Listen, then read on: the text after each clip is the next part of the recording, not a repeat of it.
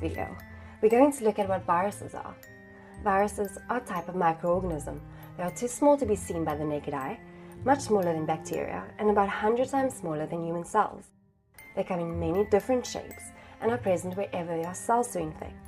In fact, viruses are the most common biological unit on Earth, outnumbering all other types combined. Viruses can infect humans, all animals, plants, and even bacteria. Viruses are very simple.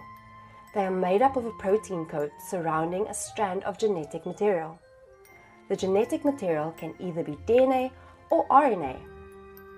Sometimes a membrane called an envelope surrounds a virus particle. This envelope isn't made by the virus, but is actually stolen from the membrane of the host cell. This is a great strategy by the virus. It makes it harder for the host cell to identify the virus as foreign. As we just saw, viruses aren't made up of cells. In fact, they aren't really living. They are halfway between a living organism and a chemical. Because they aren't living, we say there are different types of virus rather than saying different species of virus. Some common types of viruses are influenza and HIV or AIDS. So if viruses aren't living, how do they cause illness?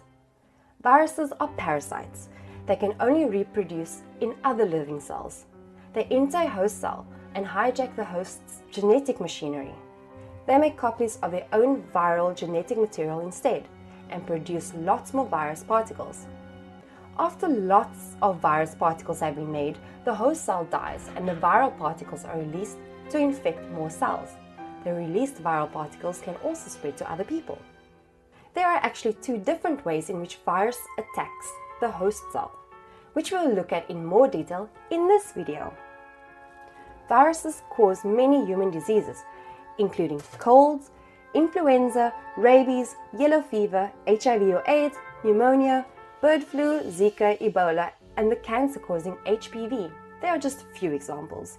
Fortunately, the human immune system is very good at dealing with viral invaders. Sometimes our immune system will recognize the virus as an intruder and will destroy the virus before it gains entry into a cell. Even after infection begins, our immune system destroys the virus and the person recovers. Sometimes the immune system cannot destroy the virus fast enough, and the virus can cause permanent damage or death. In 1918, the Spanish flu is thought to have caused up to 50 million deaths worldwide. Scientists have developed vaccinations against lots of viruses, which have even led to the eradication of some viruses like smallpox as human hosts become immune. However, some viruses like HIV have proved impossible to develop any kind of vaccine for.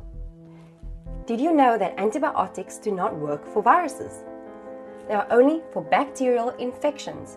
If you have a cold or flu, you shouldn't be taking antibiotics. They won't make any difference.